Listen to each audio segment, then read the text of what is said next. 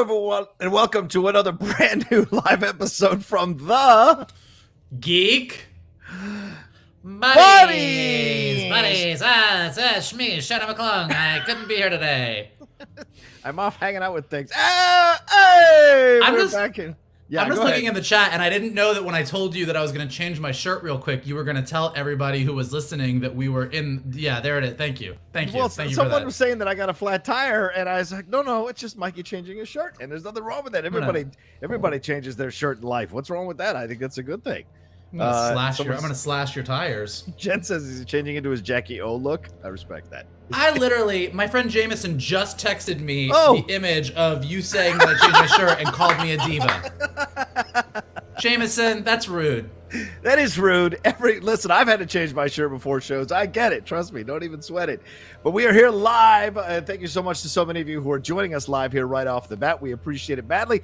We're going to talk and recap and review and break down and go into all of the stuff that was released here today on Disney Plus Day. I was able to do a Kenobi reaction. I was able to do a Baymax reaction, but then I had to run to a House of Gucci screening. And when I came back, Marvel had dropped a 14-minute reel earlier during during the screening that I got a chance to watch, and we're going to break it all down.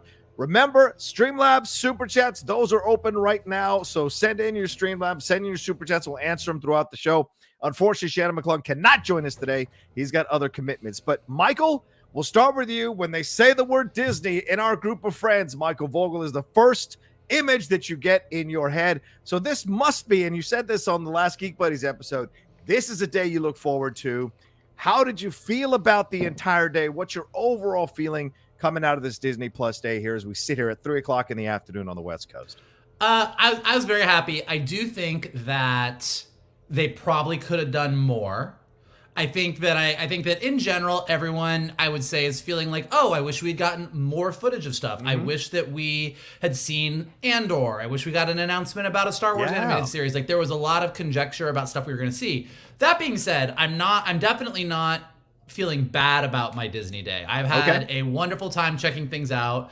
I think that there was a lot of cool surprises, some stuff that I wasn't expecting. Yeah. I think Marvel, as is typically the case, really brought it. I think Star Wars and Lucasfilm could probably take a little bit of a page out of the Marvel book. And it's not that Marvel had a ton more stuff. I mean, they did show more footage, but a little bit, I think they just Or do a actual better footage, job. yeah. They do a better job of just putting that package together to just really hype you up. So I think I was hyped by that. But look, there's a bunch of stuff and a lot of stuff that we knew was going to be out there. But like my brother is out there watching Jungle Cruise right now. I got Shang-Chi to watch later. Yeah. A bunch of new shorts, a bunch of things to check out. So yeah, all in all, I'm really happy. Could it have been better? For sure. Could we have gotten more stuff? Yes. Are there more things that I want to see more of? Absolutely. Yeah. But given the stuff that we saw, I'm very happy rolling into my weekend.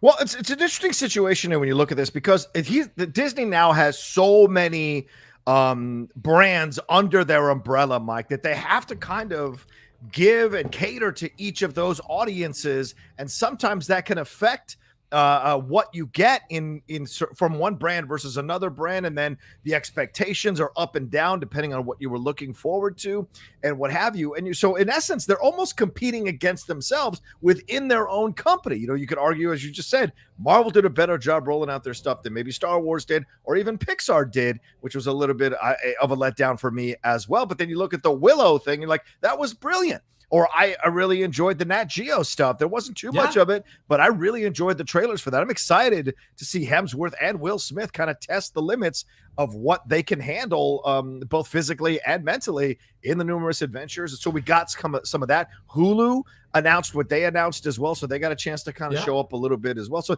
there was a lot of audiences that they needed to satisfy in this. My only complaint is, and look, Andor is what it is, and if they didn't show it, maybe they weren't ready to show it, maybe they're not happy with the look of it just yet. That's fine. The thing is, it was a bit of a janky rollout. I think that's the problem here, is they were making the audience jump around and go to this place, go to that place, go, oh, I got to go to Disney Plus, and I got to go here, I go there. And I get it. You're trying to do cross-promotional synergy stuff, but in the end, you kind of frustrate the viewer who's having to jump around to look at all this stuff. And I think that's where they kind of messed up a little bit the rollout here, because last year during Disney Investor Day was so much more smoother. No, yeah, I mean, like Disney Investor Day, because it was definitely just rolled out. I actually agree with you. And look, I don't know. I'm sure there's some programmers out there that everything I'm about to say, they're going to be like, yeah, well, this is why you couldn't do it. But Right. if there had been a little bit more of a, hey, 8 a.m. is Star Wars, and all of a sudden Disney Plus got rebranded Star Wars, and at 8:30 it was Marvel, and at 9 it was this. Great Do you know point. what I mean? Or anything that kind of made it feel like more of an event.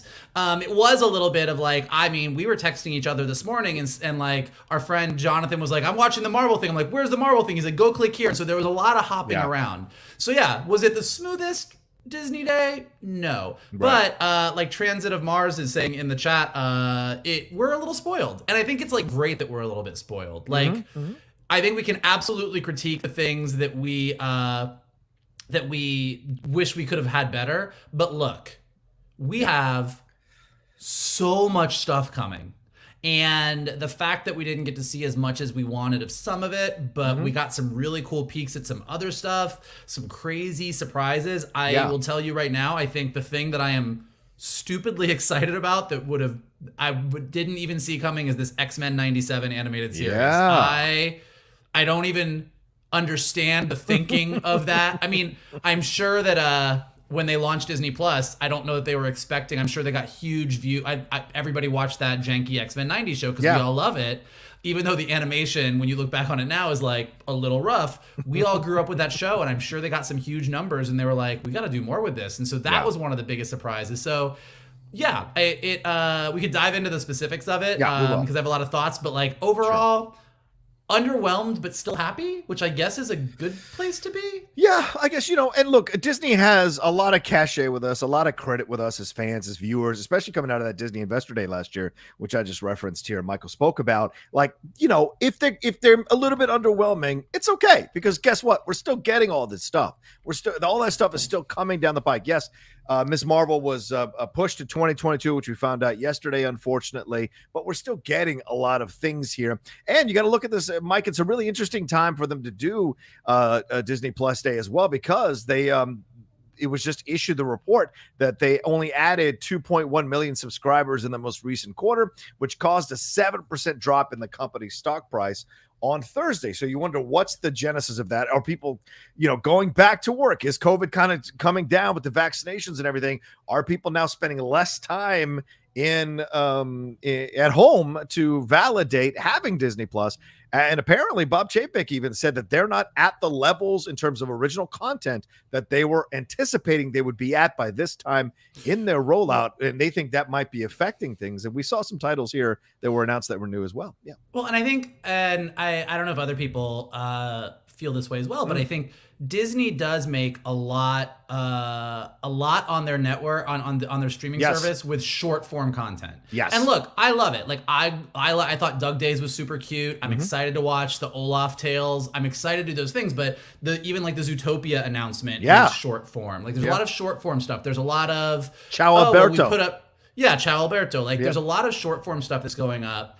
And I think that was great for the beginning of the launch. Right. But I do think, and I don't know if it's COVID related with everything or, the delays that they're going to have, but they do need to get to the point where they have a more steady rollout of full series orders of things. Right.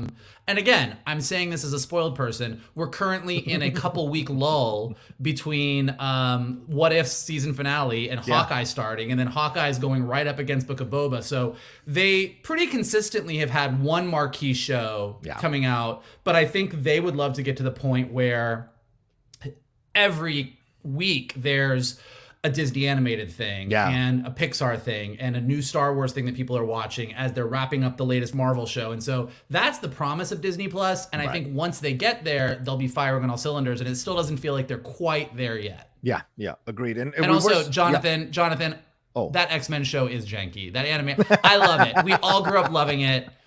You go back and watch that animation. I defy anybody to convince me that the animation in the original X-Men show, as much as I love that show, is what we would call high quality animation. Well, I think that's what they're traded in on, and we'll get into the Marvel stuff in just a little bit. But certainly, yeah, I think there's a nostalgia in the fact that it isn't the best animation. I think a lot of people kind of enjoy that for sure. We got a super chat that came in real quick here that from Jen Matty. Is that right? Jen Maddle. Sorry. Jen Maddle said, love the Geek Buddies. I was not disappointed. I was not expecting an Investor Day type day. I took the announcement as we are dumping a bunch of stuff on the streaming channel. I think the fans expected more. Oh, well, yeah, that's fair. Jen, I would say that. I'm glad you're not disappointed. That means you can, not be worried about it. Go on with the rest of your weekend and enjoy life. That's a fair thing. So, did you expect an Investor Day type situation here, Mike? I didn't expect Investor Day levels because that day, I think we said this on the show, that day just geek slapped everybody for like 3 hours. Like no one was expecting it. It came out of nowhere and none of us knew what to do with ourselves. I think that I wasn't expecting that level, but I was probably expecting, I think Marvel met my expectations. I think with Star Wars, I was expecting a little bit more on Obi-Wan, just a little bit. Yeah. And I was expecting to see more of Andor, and I was expecting, look, I know they're not anywhere near ready to show us anything on Ahsoka, but if they had just had Rosario Dawson and Hayden Christensen show up and show us some concept art for that, if they had done what they did with Obi-Wan for Ahsoka, and with Obi-Wan had showed us a little bit more, or revealed a little bit more, I think they could have caught up to what Marvel did and been fine. But again, I am splitting hairs here, so... Yeah. Well, we're going to get into that first. I think that's where we're going to start at Star Wars. We have to start at Star Wars. And thank you very much, Jen, for that super chat. And please remember, super chats, send them in. Send in your Streamlabs. We will answer them on the show as we go along here. But yeah, let's start with Star Wars. Mike, we didn't get much. Like you said, we didn't get Andor. We didn't get a Book of Boba Fett, even though that's coming out next month. We didn't get, we only got a minute and 15 seconds of Obi-Wan Kenobi behind the scenes video, which apparently had been dropped yesterday for some people. Christian Harloff did a reaction to it yesterday. So some people got access to that thing and it was available now for everybody in Disney Plus today. And then we got Under the Helmet, the book, the Boba Fett documentary, little trailer for that. So, and that's all we got pretty much for the most part. That is all we got. So were you surprised at the dearth of Star Wars content that came down? And are there any positive things you can say about the Star Wars content that was released for people to watch? Yeah, I mean, look, like I just said, I think that I was surprised we didn't see more. Yeah. I would have liked to have seen more. I do the behind the scenes Boba Fett thing looks neat. I'm gonna watch it. I'm gonna check it out, obviously. Definitely. The one thing, this is interesting. As Deborah Chow was talking about Obi-Wan in the thing, it was great to see Ewan McGregor. He looked super excited. They definitely doubled down on it's Obi-Wan and Hayden Christensen. So it feels like that's going to be a significant part of thing. The concept art, as is always the case with Star Wars shows, looks amazing. I think the one thing that I did get a little jazzed about was she said, I think she said when she was talking about it that this is a dark time for Obi-Wan, which we know. Not his best year following Revenge of the Sith, but so wherever we pick up between Revenge of the Sith and New Hope, but she did say that there was Jedi hunters out there. And so she didn't say the word Inquisitors, she didn't say that, but that's what a Jedi hunter is. Yep. So I'm really that definitely made me perk up. I was like, oh, are we gonna get some live action Inquisitors? Is that gonna become a part of the live action world that we, if you've watched Rebels, if you played Fallen Order, that's definitely a huge part of Star Wars. It's really cool, and to see Obi-Wan go up against some of them, really, really neat. And just even though this wasn't new information, just the way that she said, you can't really tell a continuation of Obi-Wan Kenobi's story without telling Anakin's side. And I just, I think that the more that they talk about Anakin's journey into Darth Vader, I think that we all assume that, Revenge of the Sith ended. He put on the helmet. He said, no, and that was that. And he was Darth Vader. But it feels like we're going to delve in a little bit more into what that turn is and maybe smooth out some of the rougher edges of Anakin's turn. If you don't think Revenge of the Sith is the most perfect movie. And, I think that there's an opportunity for the series to do some of that too. So there's definitely a lot to be excited about, even though they didn't show very much at all. Yeah, good point here from Transit of Mars saying nothing was mentioned of Acolyte. That's for sure. They didn't even. I don't think they officially announced the Rogue Squadron thing, even though they had announced a couple of days ago. They didn't have a follow up thing. Maybe they could have done a follow up, like 30 seconds with Patty Jenkins or a minute with Patty Jenkins, talking about why it's being delayed and then what she's looking forward to doing, what she's hard at work making the story, what have you. We didn't get any of that, but I had not seen this minute and 15 seconds, so I got to watch it this morning and I got excited. Yeah, we didn't get footage at the end. There was kind of like makeshift cuts to make it seem as if Obi-Wan and Vader were slapping sabers again, but I love the idea. I love the shot of Ewan McGregor going, it'd be nice to kind of do it again with Hayden and go at it again. I think the fans would love that. And I was like, oh, you know what you're doing with that impish smile on your face. So, but Deborah Chow, I mean, just immediately she radiates confidence, knowledge, a grounded understanding of Star Wars. So like the excitement of seeing her talk about it and what she's laying out, as you mentioned, Michael, it got me excited to see that we're going to get a little bit more of a darker approach to Kenobi, which is going to be exciting. Plus those, the artwork that they put up really showcase some new ships, some new characters, some new locations. Love the way that they started with him handing Luke off to Beru. That was a great vibe of the connection here that we're going to come back to. So that was fun. And the Boba Fett stuff was great. And I haven't gotten a chance to watch it, but I'll certainly watch it over the week. It's only 21 minutes, so it'll be fun to watch for sure. But yeah, a little bit more would have been nice, but what we got is what we got. Do you anticipate? I thought they might drop something a little bit later in the day. Do you anticipate the fan backlash or the frustration or maybe the underwhelming feeling about Star Wars and their rollout here would push the release of a trailer possibly next week a little bit quicker over the weekend, or do you think they're not going to do that? I think if they didn't have it to show today, I don't think they're going to be able to magically materialize it a week from now. I think that I don't think that they are sitting over at Lucasfilm on a pile of footage going, haha, we didn't show. Like, I mean, if they had had it, they would have showed it. So for whatever reason, they just decided not to. I don't think it will result in any kind of like, oh, let's rush out some more stuff for the fans. I do think that they'll take learnings from today. And when we get to Disney Day next year, I think we'll probably see things being a little bit more balanced, I would hope. Yeah, absolutely. As I said, they're slapping sabers. That's what I'm talking about. I was not going to bring it up, but I was very uncomfortable by the term slapping sabers. I don't know how I feel about it. I feel like it's not appropriate to talk about in mixed company. That is something that Jedis do in the privacy of their own temples. Slapping a Saba. All right. Anyway, we got another super chat here from Geeky Gal. She goes, I, of course, loved the Marvel goodies, but the standout was Hemsworth Limitless for me. I had no expectations for it, and his charm carries through those crazy shots and adventures. Love you guys. Yeah, let's address this since Geeky donated a little bit of money here. All right, we're done. I think we're done with the Star Wars stuff, right, Mike? Anything more to talk? Yeah, let's move on to this before we get into the Marvel. As I mentioned earlier, the Nat Geo stuff was kind of a surprise for me. So I love that Geeky Gal is pointing this out as well. As if Chris Hemsworth isn't already one of the most attractive, good-looking dudes who's in shape and is Thor and all the ladies love him. Let's do another series where he's pushing his body to the ultimate limit. And I thought for a minute it was a bit of an ego kind of, a project or ego stroke. And then they show the stuff with his wife, and I was like, oh man, this is an exploration of masculinity. And I think this is fantastic, or humanity even. This kind of push it a little farther past gender of how far you can test yourself, how far you can go, and what you can learn about yourself. And even the adventure of marriage or the adventure of love is just as thrilling as standing on top of a place where, looking down 5 miles down with nothing beneath you, no net or anything. So the adventure is all relative in life. And I thought that was pretty cool. What did you think about this?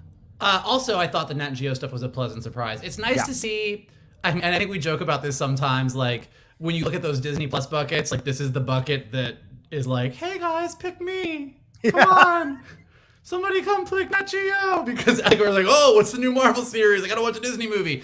And I think what you're seeing with these announcements is like they're really putting a lot of weight behind the Nat Geo part of the Disney Plus streaming service. And so I think both the Chris Hemsworth one and the Will Smith one are done by Darren Aronofsky. Like I think I saw that. Like, both of them. Darren Aronofsky. Yes. So you got Darren Aronofsky doing like Nat Geo series, one with Will Smith just exploring the world, and one with Chris Hemsworth exploring exploring the limits of his body. Yeah. And like, we're all gonna check that out. Like, they both look really, really cool. So I think you really see them. And this is what I meant by some of the pleasant surprises. Like, I'm a geeky gal. Like, this was not something I was expecting to see. Yeah. But I watched both of these trailers and I'm like, oh, I'm definitely in for these shows. Like, this looks great. And I think that there's a ton of really good Nat Geo. I make fun of Nat Geo. There's a ton of really good Nat Geo content on Disney Plus. There's cool stuff to watch, especially if you're like, it's a Friday night, you want to pop an edible. Like, you can just ride out Nat Geo for hours and hours. But I think that this is bringing to Nat Geo some of the marquee kind of titles that the other buckets have. Yeah. So I think it's really, really cool to see. Yeah, agreed. And there's also an America the Beautiful one that was that's a trailer. It's a 6-part series that was dropped as well. If you all want to watch that. And Welcome to Earth is the Will Smith one. And sometimes you can forget that Will Smith is such a superstar. Sometimes you can forget that this is a black man who is successful at this level and getting to do things that you've maybe not seen a black man do at this level. And him saying, "We down here, y'all," I think that was him shouting out his people, shouting out black people, saying, "Look how far I am a black man going this far down into the ocean. Like, we have never been this far down into the ocean." So I love that there's something here for everybody to enjoy, but also something for his culture to hold on to and feel proud about. So shout out to that situation for sure. All right. Well, let's, without further ado, let's get into the Marvel stuff here, Mike. Actually, just because I don't want to forget it. And since we did leave Star Wars behind, we did. But we didn't. But like, there's still the other Lucasfilm. There's Willow. Oh yes, I want to make sure we do touch on Willow. Sure. Let's talk about it. Because that was an adorable announcement. Sweet Mary Mother. I didn't expect much, and I was like, I don't know, and it was great. It's great to see Warwick Davis. I love him. I love Willow. I am one of the people that is old enough to have seen Willow in theaters and loved it, which most of the cast of the new Willow series was not. No. But I think they did a really smart thing in that it was just a really fun announcement. Warwick Davis kind of like walking around, being silly, being funny, but in introducing the entire cast and making a point about how young they were and how most of them have never seen Willow, it is also a way to sort of say to your core target audience of Disney Plus, which is younger, hey, you don't know this movie either, but we're making a joke about it, so we can be in on the joke with you. You should check this out. Like, I thought it was a smart way to handle it while also being kind of really fun and cute and endearing. And holy shit, I don't know what this series is going to be, but I'm so excited. Yeah, right? And they also very subtly kind of made it clear in there that this is a continuation of Willow, and it's taking place years later, and Warwick Davis's age is appropriate. So we kind of knew that already, or we assumed that at least, but to see what a continuation of the Willow universe is going to be, I am so curious, and I think it's going to be really, really cool. Yeah, I'm not as hardcore of a fan of Willow as Mike Vogel is, or I think Shannon is, but for me, so I had a bit of trepidation, but for me, what won me over was this 3-minute trailer. It really did. They didn't show 1 ounce of footage, but meeting the diverse cast, seeing the playfulness between them, all of that got me on board, and seeing Aaron Kellyman. Jesus, Aaron Kellyman is like just doing every franchise under the sun, Star Wars, Marvel, now Willow, all of it just, and she's like, so quiet, unassuming, and funny, and doing her thing, and just incredible. We just finished rewatching Falcon and Winter Soldier. It's made me appreciate her all the more all over again. So great to see her being a part of this. What did the Lady Outlaw think of Falcon and Winter Soldier? Well, listen, she's not the biggest Bucky fan. She really does not like Bucky. She's not a big fan of Captain America making the decisions that he made, hence why we're together. But she did give the series credit for moving her concrete arrow a little further towards liking Bucky. So in the end, I think it served its purpose in getting her to reconsider a little bit or give a little more space to Bucky and him. I think she said him admitting stuff in that last episode kind of really won her over. And so it was when that was the whole process. Okay. Yeah. Okay. So shout out to them. So we're jumping into Loki. With that, let's jump over to Marvel then. Now that the Lady Outlaw got us there, let's do it. Let's do it. So much to talk about here with the Marvel. They dropped this thing. It was about 14 minutes on Disney Plus. It started out with recaps of WandaVision, Falcon and Winter Soldier, Loki, What If, and then we got even more footage. In essence, an extended clip/trailer for Hawkeye, where Mike, we got to see the tracksuit mafia in We all did. its glory for We real did. and all the madness of that's going to and really get a good taste of what this series is going to be about and how it's going to reflect the Matt Fraction series. Then we got a Moon Knight clip with Oscar Isaac in the British accent. Really interesting stuff. She-Hulk there, seeing Tatiana Maslany there as Jennifer Walters. Ms. Marvel, we had a nice clip of Ms. Marvel there as well. Then we got all these titles that got dropped. I Am Groot, Guardians of the Galaxy Holiday Special, What If Season 2, Echo, which we're going to get teased in Hawkeye, Loki Season 2, X-Men 97, which is one that a lot of the Geek Buddies and Geek Buddies adjacent friends lost their minds over. Spider-Man Freshman Year, which got me excited. Ironheart, Agatha House of Harkness, Armor Wars, Marvel Zombies, Secret Invasion. And then Mike, we got a little bit, maybe some Secret Invasion clips there with Nick Fury looking a little older, a little more gravelly, or grizzled rather, and then seeing just a couple more clips of maybe Moon Knight and other things involved in this. So what did you think overall of this Marvel presentation, and what stood out for you? And please, if it's more than one thing, talk about it.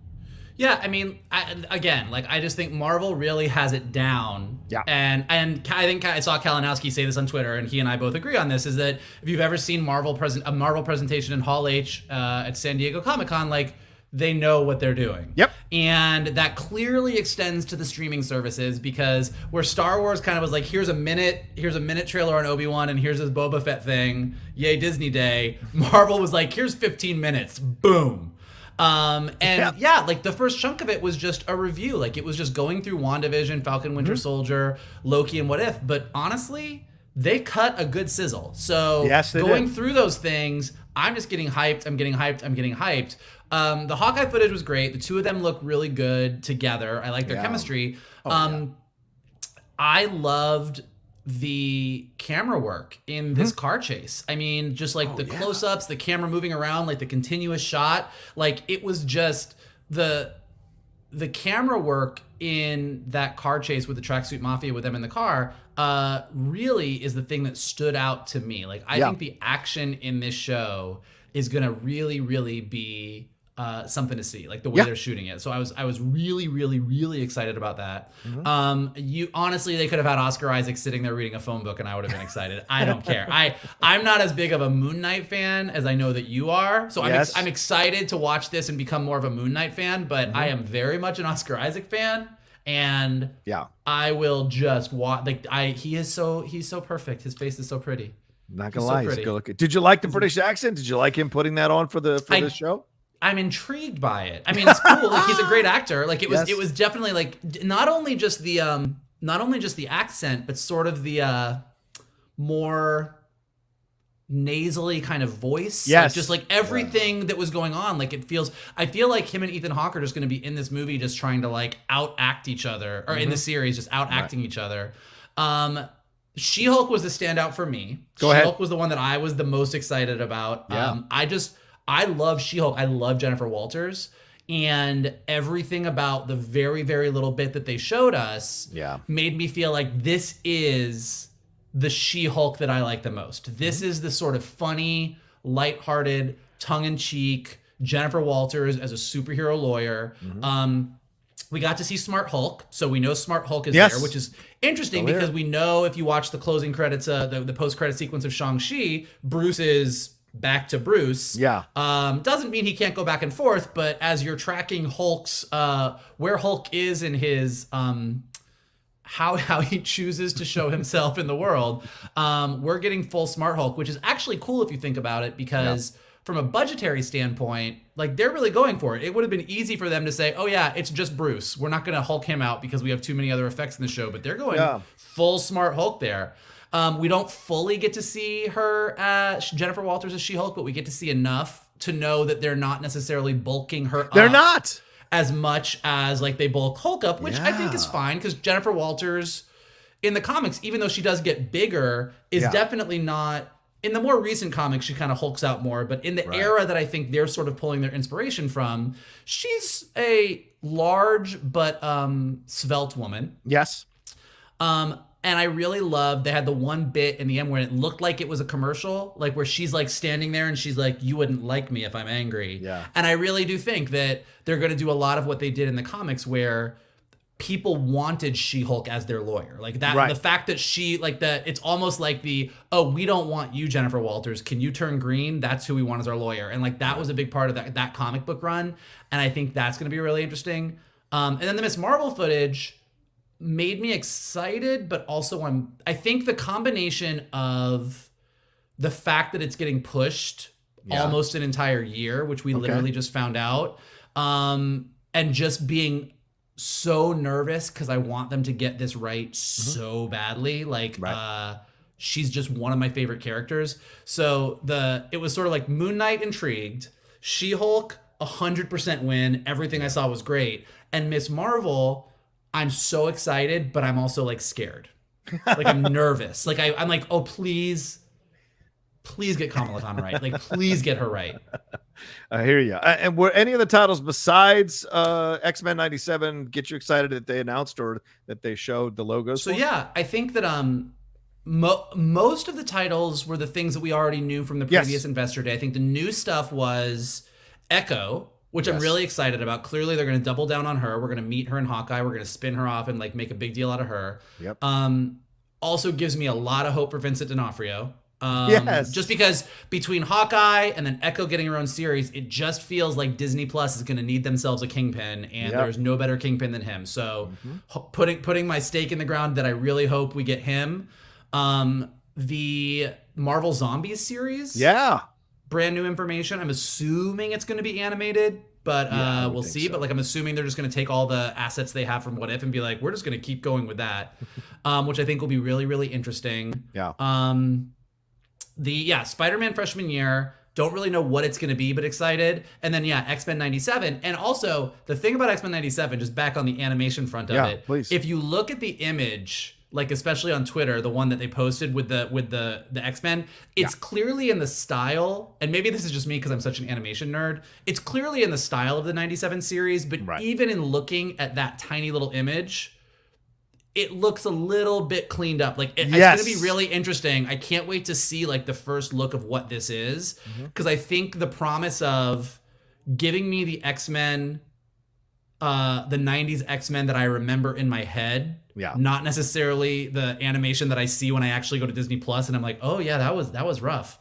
I think if we can like clean that up but still retain that style, that's going to be really, really, really cool.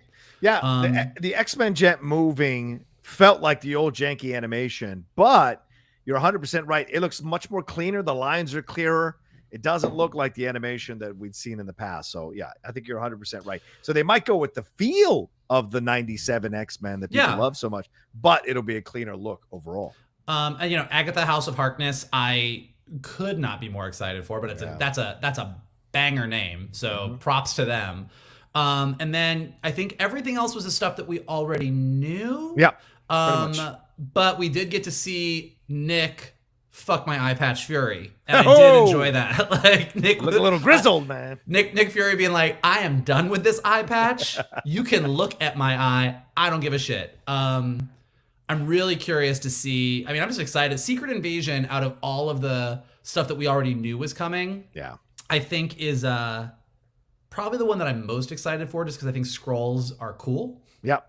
So just going fully into the Skrulls, like the Skrulls are probably my favorite part of Captain Marvel, and I'm just excited to see more of them. Yeah, agreed. I loved it. I really enjoyed the entire Marvel rollout. When they first started showing the old stuff, I was like, oh, why are we doing this? But then I realized, you know what? Just because you've run off to see it so quickly and all your friends have run, does not mean that there aren't still people coming to Disney Plus or signing up for Disney Plus and want to experience these shows. So it was nice to kind of remind people, hey, all this stuff is here. This is the level of quality that we started off with. So if you haven't watched this, or if you want to rewatch it, why don't you do so now? Then they got into all the stuff they got into. Loved the Moon Knight stuff. Really loved that we're playing with the Mark Spector, who is overwhelmed by what's happening to him. You hear that voice, you see what he's doing. Even the small clip near the end of the entire Marvel clip, where he's like standing around like this after he's knocked out 4 people. He's not aware of what's going on, which I think is really interesting. We're going to play. I wonder how much they're going to play on the schizophrenia, on the mental health stuff, or whatever's going on with him, how they're going to walk that line. So I'm very curious. The image of him jumping across the building against the moon, I lost my mother effing mind, and so I love that. So get me a trailer for God's sakes. Hurry the hell up. I loved the She-Hulk stuff. That was really great. Great to see Tatiana Maslany with the confidence and the strength and the power she has as an actress. I agree with you, Mike. I was a little surprised they didn't go with the bigger look, but they're kind of adhering to, as you said, the original look of She-Hulk, which wasn't like this big, bulky woman. It's a little bit slimmer, but still strong up top, certainly with the shoulders and everything like that. And the Bill Bixby, Jack McGee, or the Bill, whatever it's Bruce Banner in the show, David Banner, sorry, and Jack McGee pose there. You wouldn't like me when I'm angry. That's Bill Bixby's line from the original Incredible Hulk series. So having her stand there and deliver it, I thought was brilliant. That they're still remembering that there is a history of this series, and it's connected up into the Incredible Hulk stuff and She-Hulk as well. And yeah, it's interesting what you say about Smart Hulk or Professor Hulk or whatever. I don't think his arm's in a sling in that shot, but his arm was still in the sling in Shang-Chi. So is this before the end of Avengers Endgame when all this is happening, or is this later and he is Professor Hulk? So that to me got me thinking about timeline with all of that. That I didn't think about that, but that's a good point. So maybe this is after what we see in Shang-Chi, and he's healed up and he hulks out because he's got to be ready in case she goes a little crazy. So yeah, like I think there's a lot of cool options. It's gonna be fun. Yeah. I also think like what I like about them showing, I mean, as anybody who knows me knows, I love a clip reel. So like it's my favorite part of the Oscars when they show a clip reel, and I'll cry at a drop of a hat, put a bunch of movie clips together. So like just watching that first part with all the Marvel Disney Plus shows, I was just good. I was like, yeah, I like all of these shows. This is great. Show me more. And I think it was nice. Yeah, go ahead. No, go ahead. You think it was nice? No, I think it's nice that they kind of, because Marvel is just this one big continuous story in the same way that Star Wars is, that giving us a little bit of where we've been can make us more excited about where we're going. Like reminding us of how, like kind of what you said, reminding us of how good relatively they're a little bit uneven, but like relatively the Marvel Disney Plus series have been solid. Like they've been mostly solid. Yes. And reminding us how much fun we had going through all of those kind of makes us more excited about what's coming, as opposed to if they had just shown a couple small clips and that was it. Well, and that's what I enjoyed about the Miss Marvel stuff. Yeah, they're pushing it to 2022, but I don't think I have the same trepidation you do. I think maybe it's about scheduling and placement and all of that. But I like what we got. I like that the costume does 100% fit her. I like that it looks like a little homemade. I love the line where she's like, the brown girl from New Jersey doesn't usually save the world. I love that fucking line. I love that they're leaning into her religion, leaning into her culture, and having that be a part of it. So I'm so looking forward to seeing more of that with her. And yeah, I mean, the Hawkeye stuff, as you mentioned, just great stuff. Seeing the movement of the camera within the car, but also the back and forth about the arrows, the back and forth about what you're going to do, what the arrows do, or who's going to drive the car, or all of that. And then seeing the tracksuit mafia come out, jump on top of the car, doing things they're doing, but opening the door out of the moving van, all of it. It is just perfectly encapsulating what we're going to get from this series. So you're either in or you're out. If you watch a clip like this, either you're totally in or you're totally out. And I think they did a great job of showing you that and a little bit more, and what she's going through as well, like with the stuff with her mom and the stuff with her past and her desire to be a part of to be a superhero. And I love that Hawkeye is like, there's a price you pay for this life. And she's like, yeah, but there's also great things that you get from this. So it's a different point of view. The older generation, Mike, is always more angsty. It's the younger generation who's excited to do it. And I think Marvel's really smart to go younger with all these heroes as they go into this phase 4 to kind of reinvigorate our joy and our love of superheroes. So all of it just looks really, really good for me. Yeah. Well, and I think the other part of that is that I think Clint's arc in Hawkeye is going to be really interesting. I mean, like obviously, even though they're clearly going for the Matt Fraction arc, like there's some significant differences between the MCU Clint and the Clint in the comics. So good point. Him having a family and a wife being one of the major ones. Yeah. So obviously things are shifting around here, but even him saying to her, to Kate Bishop, I'm not anyone's role model. Yeah. I think that, look, this is a Clint who probably isn't particularly proud of what he did as Ronin. Lost his best friend in Endgame, and is still recovering from a lot of that. And I think that if they can take that, this Clint is healing in a different way than the Clint in the Matt Fraction run needed to heal. But if they can take those things and sort of fold that into this story, it's a nice way of still honoring the Matt Fraction storyline while still doing the MCU version of it, which I'm kind of really intrigued to see. Yeah, and also, Mike, these are two different versions of Kate Bishop. What you got in the comics is not 100% what you're going to get from Hailee Steinfeld, and that's great. You're going to get a new version of Kate Bishop to play with this this version of Hawkeye in this series as well. I will say, for me, Armor Wars and Ironheart are the two things I'm looking forward to big time. Like I have a thing about Armor Wars. Armor Wars, yeah. Oh yeah, man. I can't wait to get some more from that. When is that coming down? I am big into the Iron Man universe, so I want to see Ironheart. I want to see Armor Wars and see what we're going to get. Of course you are. You think Captain America's wrong. Of course you're big in the Iron Man universe. I'm sorry that I don't like passive aggressive people. I apologize. No, you like warmongers that want to put a suit of armor around the world. Cool. We have to protect the world. What's the big deal? All right, anyway, let's get into some of these super chats that came in while we were having our talk here. Chris Taylor says, since we are getting a continuation of 90s X-Men cartoons, how about we get one for the 90s Spider-Man cartoon? Well, was that Spider-Man freshman year kind of an extension of that? Did you think? No. Okay. No, because Peter Parker in these 90s Spider-Man cartoon is certainly not a freshman in high school. Oh, right. Fair. That's fair. You know, is the 90s Spider-Man even on Disney Plus? Oh, I don't even know. I don't even know if it is actually. Is it just called, what's it called? The Amazing Spider-Man? What's it called? No, because I think because that's really what it boils down to, is I think that I don't know why it wouldn't be, but I don't know if it is, but I don't know that I've seen it on there, and I know that I've gone and watched the X-Men.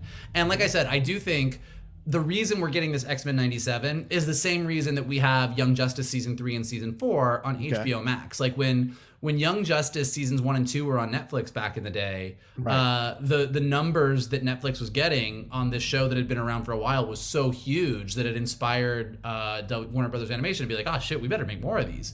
And I think that Disney Plus got so many views of the 90s X-Men that they probably weren't really expecting, that they were like, oh shit. So if the Spider-Man show is on there and if people watch it, maybe we will.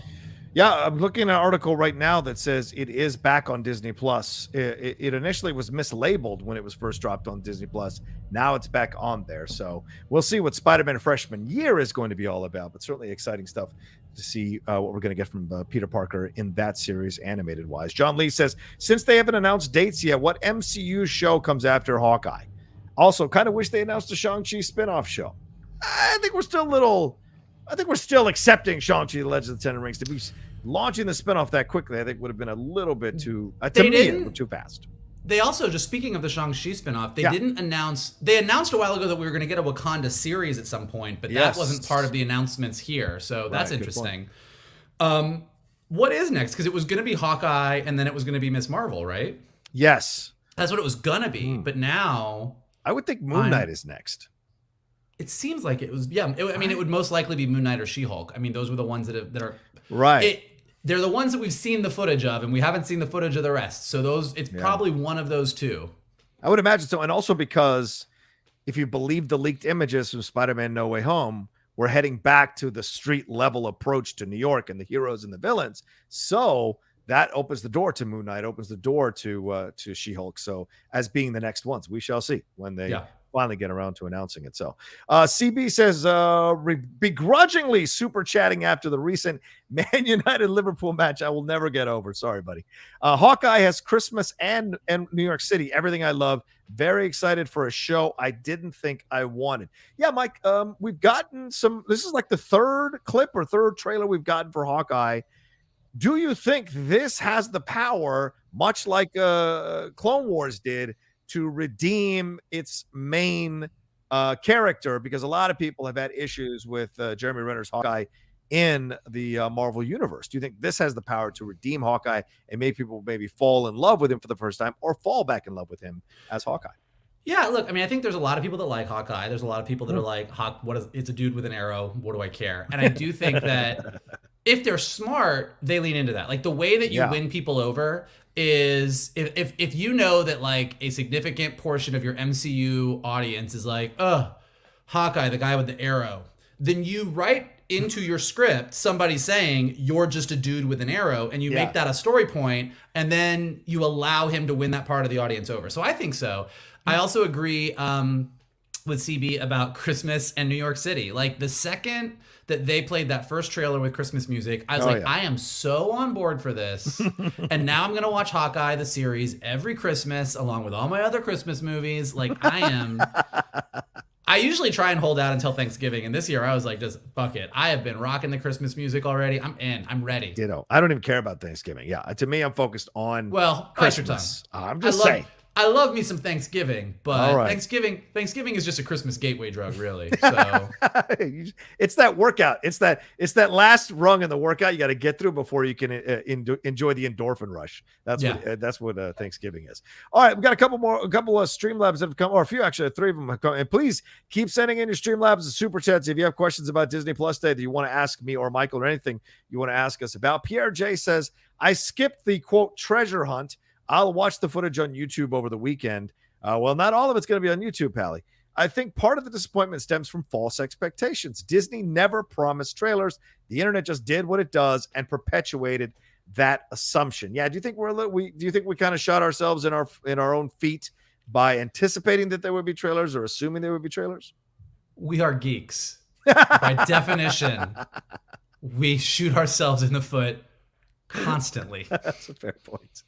Absolutely fair point. Yeah, and some of the Star Wars shows were like just 100% convinced that there was going to be Kenobi footage and Andor footage, and there wasn't. So, and that happens sometimes. Don't go after them either, because that happens. We're all right and we're all wrong sometimes. That's the game. Phil P donated. He said, "Big up the Geek Buddies. Forget Disney Plus Day announcement. When are you boys announcing the Geek Buddies live show in London, live from old London town, Phil?" Or love from old London town, Phil P. I am in. I will go. You don't even have to. I'll buy a ticket right now. It's been so long. I was supposed to. That was the last big trip. I had tickets to fly to London to see some shows, and I was supposed to go in March of 2020. Yeah. Oh wow. And then we were not allowed to travel because there was a pandemic. So that was the last big trip I was supposed to take, and I'm ready to do my reboot. So let's do it. Okay. Well, maybe we'll start planning it out and doing some pricing and whatever, and then we'll see if the fans want to contribute to us coming over there, because we'll have to rent a hall out, which will take a certain amount of money for sure to be able to do that. And maybe we can get 200, 300 people to show up. That would be a lot of fun for sure. We don't even need a hall. Just pick a pub. Meet us there. We'll play some darts, drink some pints, and talk about Star Wars. Let's do it. I'm in. Star Wars, matey. All right. Brian Brawler wants to know, where do I go watch these trailers? On YouTube or on Disney Plus, brother. They're all there on Disney Plus or YouTube. That's where all the trailers are. And you can even go to Twitter if you want to watch some of the trailers on the Disney Plus Twitter feed there that they've got for sure. Let's see what else. We got one more that came through from Fred Tastic 314. Hey, Geek Buddies. Was anything said about Monica Rambeau and maybe being involved possibly with Secret Invasion? My lunch break is over. I'll catch up later. Oh, yeah. Nothing was said about it. I wouldn't be. I mean, I would assume that she would be a part of it. I mean, a scroll came and picked her up at the end of WandaVision and presumably took her up to that sword base in the sky. So I think that we will likely see her. But I also think that I wouldn't be surprised if Secret Invasion came out post the Marvels. I kind of feel like we're gonna get whatever's going on with Monica Rambeau and Carol Danvers, which was kind of hinted at in the way that she responded about Carol in WandaVision, and then she went up to the base. I think we're gonna get Kamala Khan, Monica Rambeau, Carol Danvers, maybe some other key scrolls, maybe a gay prince.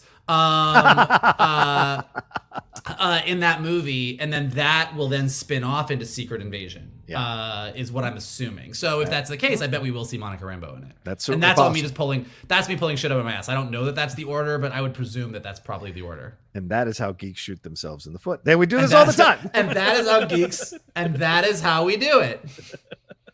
Let's see. CB says Geek Buddies London. Hell yeah. All right. Respect. And Brian Brawler says, what in total did they announce in this event? Well, there was 25 new pieces of content that were announced throughout this event, and then trailers and clips and footage or behind the scenes videos from stuff that had already been announced overall. You were going to say something, Mike? No, I mean, I'm gonna go. So, like, as of today, you can watch Shang-Chi, Jungle Cruise, Home Sweet Home Alone, Season 2 of The World According to Jeff Goldblum, Olaf Presents, Ciao Alberto, the Pixar short, The Legacy of Boba Fett Under the Helmet, the 2021 Marvel Disney Plus kind of special, which is the 14-minute thing we talked about, Pixar's 2021 special, which covers all the shows they have, including a new Cars series and a new original series called Win or Lose. A bunch of new shorts are up as well. And then, like we said, with the Marvel stuff, we got all of the announcements that we just went over. The new Baymax series, which we'll talk about in a second. Yes. Cars series, Princess and the Frog original series, Tiana following the newly crowned Princess of Maldonia. They just released an image. Zootopia, they released an image, a new short form series about all of this cast of Zootopia. As John said, on Hulu, we're getting Prey, which is a Predator prequel. Whoa. We have the Beatles documentary, which they did show a clip of, that's coming out. Andy Samberg and John Mulaney did a quick announcement on Twitter announcing that they are the voices of Chip and Dale for the Rescue Rangers movie. We got an amazing image of the cast of Hocus Pocus 2. The Sanderson sisters are back. Live action Pinocchio coming out in fall 2022. New Ice Age series. Let's see, Disenchanted. You can watch Enchanted now on Disney Plus, and they're doing a sequel, Disenchanted. As we said, the Willow series. 2 Diary of a Wimpy Kid movies.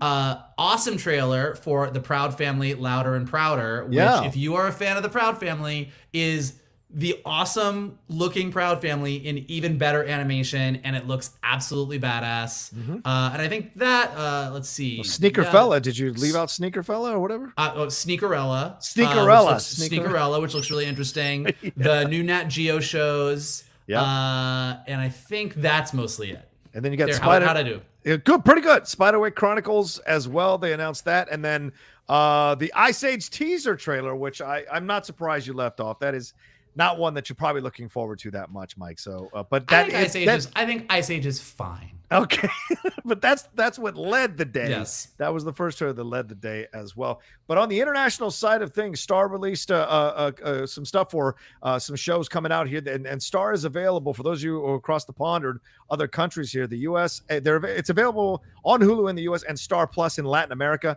Rosaline, which is a fresh comedic twist on Shakespeare's Romeo and Juliet. The Princess, which is Joey King as a young royal who is more comfortable with a sword than a tiara. As Michael mentioned, Prey, that's going to be their way of setting Predator 300 years ago. And it seems like it follows Naru, the skilled warrior who fiercely protects her tribe against a highly evolved alien predator. That sounds badass. I'm super down for that. I love Predator movies. All right. What? You're insane. You do not love the new Shane Black Predator movie. Stop it. You did not like that movie. Let me rephrase. I think the first Predator movie is one of the all-time great sci-fi. Like, it's probably in my top 5 Arnold movies. Ooh. I think Predator 2 with Danny Glover is a little bit ridiculous, but I still fucking love it. And I think Predators with Adrian Brody is actually not bad. Lawrence Fishburne is not great in it, but aside from him, the rest of that is pretty cool. Then you get into the Aliens versus Predator and the Shane Black Predators, and no, those I do not like because they are not good movies. But the idea of an awesome like Predator movies is like, it's the constant promise of this is not a hard concept. Right. This is a really great concept. Just do it right. And apparently it's harder than I think it is. But so I'm very excited about this, and it sounds cool. And one more thing, No Exit, which is a suspense thriller that follows Darby Thorne. That's Havana Rose Liu, a young woman who is stranded by a blizzard and forced to find shelter at a highway rest area with a group of strangers. So interesting content that runs the gamut all over the place, Mike. So we shall see how much of that actually gets good publicity, good hype behind it, and people enjoy it.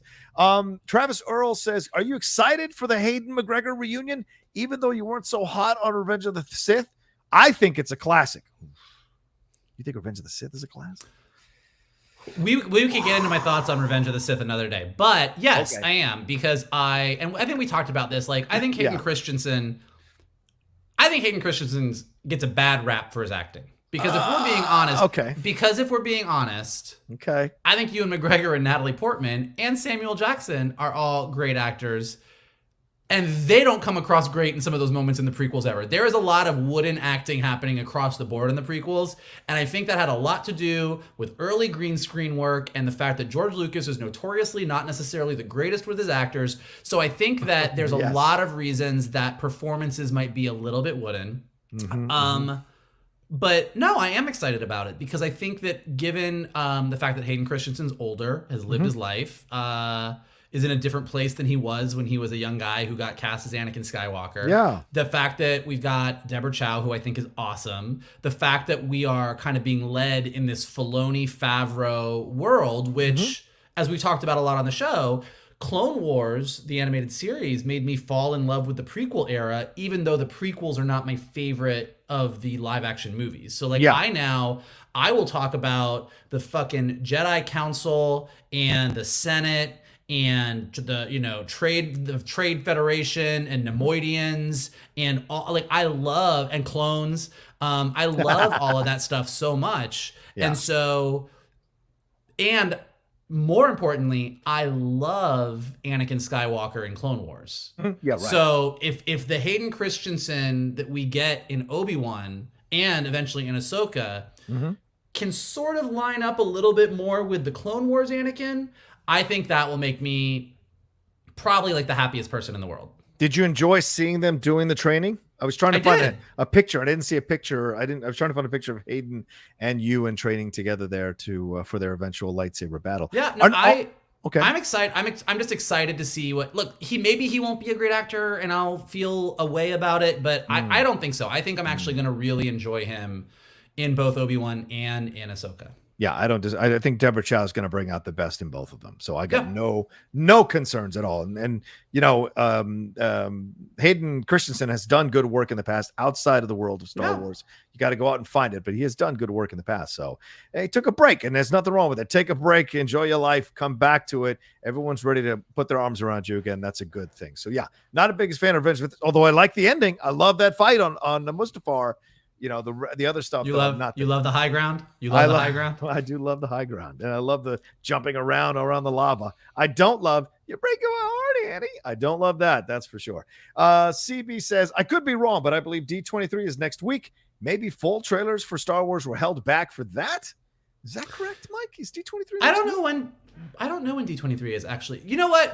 So here's what I'll say to that though. Yeah, even if that's true, hold on, I'm looking up when D23 is. Yeah. When is it? I don't know. Will there be November 19th through the 21st of 2021? Right. Yes. So here's what I think though, and Marvel does a good job of this, and I think they could have done a better job of this. I think that if they, bad example, because I know there's no footage for Ahsoka, but let's pretend for a minute there was footage of Ahsoka for this point.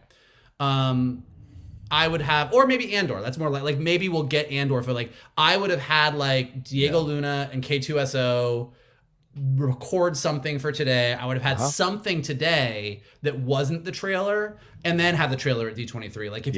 If you're gonna promote Disney Day, but you also want to hold stuff out for D23, which 100% makes sense. Yeah. I think you still could have done a better job of almost making what you had today the tease for the tease. You know what I mean? Show something here and go, oh shit, Diego Luna and K2SO, that was so cool. And then we get the full trailer at D23 or something. Absolutely.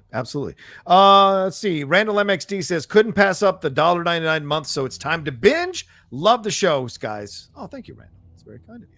And then L_Santoyo said, what's going on, Tio Rocha and Primo Mike? That's cousin for you, if you don't know Mike. Today, I understand Espanol. Okay, good. Today was a little bit too much. Don't get me wrong. I'm excited for most of these shows, but I have a feeling that some of these shows won't even see the light of day. Thoughts? Season 2 of What If, though. Very excited about that. So yeah, do you think, Mike? I mean, we saw Rogue Squadron just a couple of days ago get delayed. Yeah. Do you think we'll see everything? And I know you come down hard on Warner Brothers. You don't believe anything they put out. I believe more now. I think I was very happy with all of their announcements this year. I think that's true. Look, I think that particularly with Marvel like whipping out all of those titles, you know, you do wonder, you're like, okay, well, are things going to shift? Are things going to change? So there's always the chance that we're going to lose stuff. But the way that I look at it is I'd rather be excited and disappointed than not be excited. You know what I mean? Like, I'm like, give me a bunch of things and tell me that you're developing them and making them, and I'm going to get super excited. And I know that I'll get disappointed down the road because some stuff won't happen or some stuff will change, but that doesn't take away the fact that I still got to be excited for a period of time. Yeah, absolutely. Life lessons from the Geek Buddies. There you go. Put it down on a paper somewhere. But let's jump into some more other stuff here, Mike, before we wrap up. Is there anything? Let's jump into Disney animation stuff and Pixar stuff. Is there any of that really jumped out at you? We had the Baymax stuff. We had the Loud and Proud. We had the Ice Age, as we said. We also had the Pixar stuff with Mater. They're having Larry the Cable Guy announcing Cars on the Road. We had Larry the Cable Guy. Larry the Cable Guy looked like he had just rolled out of bed. Yes. And they showed up with a camera crew and they were like, here's what you need to say. And he's like, we gonna do a show. Mater. Like it was, I was like, here's all my catchphrases. As far as the animation stuff goes, I think that the Baymax trailer was great. Yes. I love Baymax, and I think they just nailed that humor. Watching him make that cup of coffee for that dude was like on the level of the Sloth in Zootopia funny. Like it's kind of the same. It's kind of the same bit. It's the same gag, but it was really funny. So I'm super excited about that. I'm really intrigued by this Win or Lose series. Yeah. It's Pixar's first original series. Like they're doing a bunch of shorts and stuff, and we're gonna get this Cars series. But this is like an original series about a team. I think they said it's a baseball team in the 5 days leading up to a softball team leading up to their big end of the season game. Yeah. And that each episode is from the perspective of one of the players. And so we get to see each of them. And that just seems like a really interesting Pixar way of telling a story. And so I'm really intrigued to see what Pixar's sort of serialized storytelling in that sense is. I'm excited for the Tiana series. I just wish we were seeing a little bit more or knew a little bit more, like a full musical animated series on Disney Plus. Like to me, that's the promise of the Disney animation side in the way that what we're getting on the Star Wars and Marvel side is to my geekier aspects. Like I want a show where each week I see a princess singing and I am good to go. Like I really need that in my life. What was the Ice Age? Like you said, like it's not necessarily my favorite brand, but I'm like, I'll check it out if it's on Disney Plus. Zootopia, the Zootopia stuff. The Zootopia stuff, I'm excited for because I think it'll be fun. I just wish it wasn't short form. Like I do wish we were getting some more longer form animated things in general. For sure. And I haven't checked out the Olaf shorts yet, but I'm sure that they are delightful. Yeah, I'm gonna take a look at that as well, and the Ciao Alberto. So Jack, let me ask you a question. Why, in this day and age when we're virtual, why can't a studio just send over a complimentary mic to these people, have them hook it up to their freaking computers, and be able to? The Jack Dylan Grazer thing got on my nerves because he was like, so let me tell you what this is all about. And it just kind of lost me on so many levels. Like, come on, why aren't you getting a mic so I can understand what he's saying and hear him doing the voice of the kid from Luca? You know, I don't know why. I don't know. I'm not Disney PR. Don't come at me. I'm just putting it out there. Don't come at me. Also, another one, Better Nate Than Ever, was also announced. That's based on the book by Tim Federle. That'll be a film with Aria Brooks, Joshua Bassett, Michelle Federer, and introduces Ruby Wood as Nate. So good stuff. And Lisa Kudrow in this with Norbert, Leo Butts, and then Pinocchio. We didn't get anything. And this is being done by Robert Zemeckis. I can't imagine you're excited about this, right? Zemeckis, although Tom Hanks is in it, Cynthia Erivo's in it, but still, I don't know, man. Do we need another Pinocchio, man? In general, and this is definitely part of my bias, is like I'm a huge Disney fan. Like it would spoiler alert. I'm gonna go see this stuff. The live action adaptations of the animated stuff are really hit and miss. I will absolutely 1000% watch every single one of them. And I'd say maybe like 15 to 20% of them I think are good. After that's the fair. fact. You know, like I think that that's, and do I think that this Pinocchio is going to be on that end of it. I don't know. I think the general rule with live action adaptations is the more different you make it from the source material, the better chance you have of it being good. Right. And the more that you try and make it as close as possible to the animated version, aka Lion King, the more that it's going to suffer by comparison. So it'll be interesting to see what they do with it. All right. Well, there you go. Let's wrap. Yeah, go ahead, Mike. Go ahead. What do you say? Also, like, just really clearly, if I wasn't clear enough, like, Hocus Pocus 2. Hocus Pocus 2 is probably one of the most important announcements of the day, because just seeing the three of them dressed up as the Sanderson sisters again, like, guys, it is big. Grandma's I know that Geek Buddies, listen, I'm just telling you, Bette Midler's going to sing a song again. Yeah. I'm excited about it. Hocus Pocus is one of those weird things. If you don't like Hocus Pocus, I don't like, I love the Golden Girls. I like the first version of it, but go ahead. Yeah. The Golden Girls. Well, they look like the Golden Girls now because they're that old, but go ahead. Yeah, oh my God, stop it. They were 300 years old in the first movie. They're just looking their age better now. Yeah, they are. Hocus Pocus is one of those weird things. Like, if you got it at the right age, you have the nostalgia for it. And if you didn't, I have definitely shown Hocus Pocus. Like, I will tell you that part of Gay Halloween is going to at least 3 screenings of Hocus Pocus at people's houses. Like, that is a part of the thing. So the fact that we're going to have another one, I'm very, very on board for. Absolutely. Absolutely. All right. Any final words about the entire event here, Mike? How would you encapsulate it, your overall opinion on the event? Now, after we've talked about it, heard from some of the fans here. And by the way, as Michael's saying this, and I'm wrapping up as well, please remember to hit a like on this video. We had over 400 people watching us live. So please hit that like button if you haven't hit that like button. So Michael, sorry, go ahead. I think it's exactly what I said. Like, I'm underwhelmed, but I'm happy. Like, I think they could have done a better job of it. I think that they hopefully will in the future. But I think that, the other streaming services don't do it. Like Warner Brothers has their big event, and Disney has D23, and everybody has sort of their version of, like, let's do all our big geek announcements. Right. But for a streaming service to sort of be like, let's make a day that is a celebration, I think is a really cool idea. Mm-hmm. And do I think that the idea lived up to all the expectations? Not 100%. Like, it didn't fully get there, but we still got a lot of cool shit. Like, I have a whole weekend of stuff that I can be watching, and I think that of the announcements that we got, like, I'm still plenty hyped. Yeah. And don't forget some of the Marvel movies are in IMAX now. You can watch them in IMAX at your house. That's right. Iron Man, Guardians of the Galaxy Volume 2, Captain America Civil War, Doctor Strange, Thor Ragnarok, Black Panther, Avengers Infinity War, Ant-Man and the Wasp, Captain Marvel, Avengers Endgame, and Black Widow are all available there in IMAX Enhanced. You can watch on your television. My friend Adam Plavak, who crows all the time about 191, there you go. 191. There you go. You'll be able to watch it in that aspect at your house. Also, just really quickly, because everyone is talking about it in the chat right now. Like, yes, I don't know if Disney will ever do it, but I was talking to Greg Weisman about it, and I would kill somebody. I would kill a man. I would kill a man to work on a Gargoyles reboot. Like, they have to do it at some point. Like, it's gonna happen. I have to believe that, like, at some point they're just going to cave in and be like, we got to do this. That people don't shut up about it. Like, all of us, all we talk about is how we want more gargoyles. Oh God, it's so good, guys. Oh my gosh, people losing their minds in the chat for sure. Here's the way I would sum it up. This Disney Plus Day was like a Disney Plus series. There's a lot to be excited about. Did it stick the landing? I don't think it 100% stuck the landing, but overall, we got a lot of cool stuff in between. Did all the storylines play out? Did you get what you expected from the storylines? No, not 100%.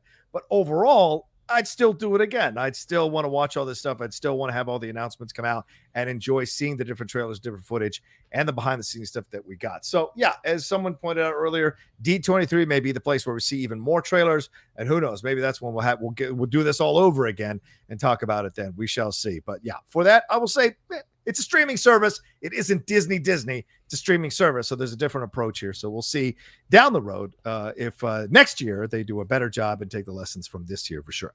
All right, that's it from us here on the Geek Buddies. Mike, well, we don't have Shannon anymore, so I'm not doing the email thing. Okay. I've literally been the whole last 30 seconds that you've been talking. I've just been sitting here going, "Don't make me do the email thing." All right. If you want to follow us on Twitter, it is geek_buddies. And on Instagram, it's _geek_buddies there on Instagram. That's how you can follow us. And please do so. The more followers we get on Twitter and Instagram, we can start getting sponsorships and getting clothes and doing giveaways and all that kind of stuff. So if you don't follow us on social media, trust me, follow us. Both Mike and Shannon do an incredible job handling our social media on Twitter and on Instagram. So please give them some love there on that side of things. Michael, what else do we say?